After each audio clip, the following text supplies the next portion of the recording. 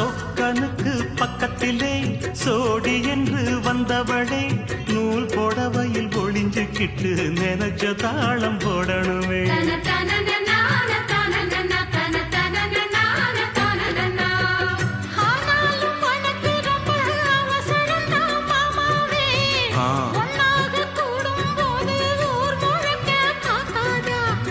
பார்த்தாலும் தவறு இல்ல பனியுறங்கும் ரோசாவே உன்னால சொத்த வச்ச மூக்குலதான் வைக்காத